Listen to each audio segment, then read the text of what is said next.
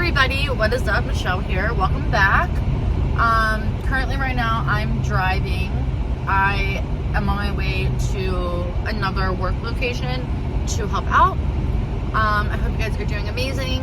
I wanted to jump on here and take advantage of the drive. Some of you asked me, DM'd me a few questions about kind of my implant denture journey, how I've been feeling, and kind of more so the emotional aspect of it. My hair looks gross. So we're going to talk about it today. So it has been 30 days since I've had my work done. I've been feeling really great. The biggest challenge I've had so far is eating and things kind of moving around because obviously my gums are shrinking. Emotional aspect of it, I've cried 3 times. One thing is really petty, but I'll tell you. So a couple months before I got my surgery, I remember looking in the mirror. I was doing my skincare and I noticed I had fine lines right here by my eyes, and I'm in my 30s, it's gonna happen, whatever. Then after my surgery, I did my makeup. I was gonna post a photo on Instagram of my makeup and everything I was wearing. I really liked my makeup, and I took about 4 or 5 photos, and I of course looked them over before I post them, and I smiled really big, like my natural smile.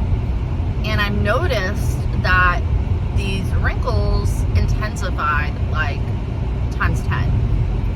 I talked to Dr. Zach, who is the guy, there's a name for them, periodontist or something. They make your teeth. His name is Zach. He likes to be called Dr. Zach. So I talked to him and he explained to me that, you know, with your bone shrinkage, and there's certain things you can do to help save your bone. There's certain things that you do that help bone loss. So he was like, unfortunately, it happens. You know, it's kind of, you got to live with it. So wasn't too happy about that. The biggest thing for me was seeing myself without teeth. And this is what I will say. They recommend the night of surgery for you to go home and to wear your teeth all night. It helps with bleeding, it helps with healing, and then the next day they suggest for you to take them out and for you to soak them. I did not do this, and do not do what I did. First off, it's number 1, it's pretty gross. Number 2, even though they're not real teeth, you can still cause plaque buildup, tartar, infections. Like, there's still tons of things that can go wrong, even though you don't have real teeth in your mouth. I was terrified to see myself in that way. And the day of my first appointment, I was talking to Dan and I'm like, what do I do? Because they probably can tell, you know? And I took them out, and not even joking, guys. I took my top out and it felt like my chin like drooped down to my chest. I looked like a completely different person. I started crying. And I know to some people that's super petty and it's not important, or, you know, I'm being silly or whatever the case may be, but it is a change. So that was crazy to me. And then again, the biggest thing that I'm sad about is eating. I'm not even a big foodie. I just want to eat. I want to chew on a burger. You know, I want to eat a piece of pizza. I have gotten very creative with food, and I really recommend, if you guys are about to go through removing your teeth as well, to really think outside of the box, because there's only so many soft foods you can eat. Like, I love oatmeal. I've tried every freaking oatmeal on the planet. And, you know, I did strawberries once I was allowed to have them. I did banana and strawberry with cinnamon apple. I did honey. I did agave. I did granola. Like, really outside of the box. I love pancakes, so eventually I did banana pancakes. I did banana foster one day. I actually learned how to make it. You know, again, there's only so many things you can eat without being like, damn, I don't want another bowl of oodles and noodles, you know? So I would recommend that. But emotional, it's just going to be changes, you know? Especially too, I was really excited about my smile, right? But I have seen people with their actual dentures, like their permanents, and I'm like, oh my God, you look so good. And I'm like, damn, like the quality of your permanents versus the quality of your immediates is like night and day, and the way they fit. So, you know, for a good 6 months, I would call yourself out of commission. For me, my goal was to like literally you can wear a mask if you would like to. I did until I got my bottoms. I work in a restaurant, so it's super hot. You're next to, you know, equipment that's on, so it gets hotter. So eventually I took the mask off. You know, I kind of wanted to go to work and be super excited because I had everything done and it looked good, and you know, now it's going to change again. So keep that in mind. But yeah, emotional, it just sucks. Like, you don't have teeth, you know, you're not like everybody else. There's some things that you're going to have to give up, and it is what it is. I know a couple of you DM me saying that, you know, you were unsure about like the dating aspect of it, and what if someone, you know, were to turn you down or not want to be with you. And you know what I say to that? You're overthinking it, and they do not deserve you. Because if someone is going to put you down for a health issue and having to have it done, or trying to build your confidence back up or your health back up, then you don't need them. That's what I will say. You know, I got very lucky. I'm with somebody that is the least judgmental person ever. It has been sweet this whole entire time.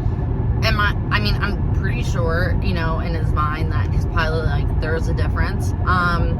But you know what? I'm healthier. I'm not crying all the time. I'm not in pain all the time. I'm not sleeping. I'm not eating. I'm not complaining. So I'm pretty sure he'll take that road versus, you know, me having fake teeth, in my opinion. The one thing I also will say, guys, why I have you is, at least with my dentist, he was really, really good with the aftercare. There was a couple screw-ups, meaning when I left from surgery, first off, I had my second appointment or third appointment after my impressions before my surgery. Me and one of their nurses, or whatever you want to call them, we sat down and went over. They gave me a huge packet of do's and don'ts, food ideas, what I can eat, what I can't eat, what to expect the first week, second week, what to watch out for, all that stuff. It was great. And then after my surgery, when I was getting wheeled out to the car, I had another lady going over stuff. In that manner, I'm out of it. You know, I don't know what the f you're talking about, you know. This is what I will say. They're not really great with the after lifestyle, meaning you're going to have a lot of questions. I know with my dentist, they gave me a 24/7 number that I can call, and they don't answer it all the time. You have to leave a voicemail, or you get the receptionist who has to get the question from you, and then they find the answer and they call you back, or you get lucky and someone from the surgical team will call you back. But this is what I recommend. Your first appointment you go to, when they're taking out your stitches, checking you out, I recommend any kind of question you think of from the day you got your extractions to your first appointment, you're jotting it down on a tablet or your phone, and you go to that appointment prepared, ready to go, and with questions. No question is too little or too stupid. There's a few things I wanted to know, and I'm like, I don't want to call the surgical team and have them call me back over adhesive, or am I allowed to do this, or whatever the case may be. I had about 11 questions, and you know, I paid a lot of money for this. I want this to be done right. I don't want to make a mistake. I'm under warranty. That's a big deal. So that's what I really, really recommend. You know, I can't even think of some of my questions right now. I know a big one was, like, don't look on the internet and expect a, you know, legit answer. You know, I ate something, I can't remember what it was, but I remember eating it and the top kind of like shifted a little bit and I can feel them kind of being loose.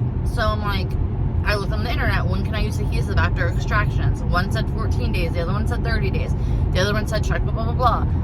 So I had to call them, you know, and then I'm like, you know, Dr. B doesn't have zinc. Everyone else does have zinc. What is the best one? It can be any question, but you just need to do your research and then jot everything down and ask them. That's going to save the game for you when you're waiting for your next appointment. But yeah, that's pretty much it, you guys. I still plan on taking you guys through getting my permanents done. Like I had to do a wax try on. I'm pretty sure, knowing my dentist as much as I do, that it's going to be a long journey for that. He's very particular, which is great. But anyways, you guys, I'm almost at my destination.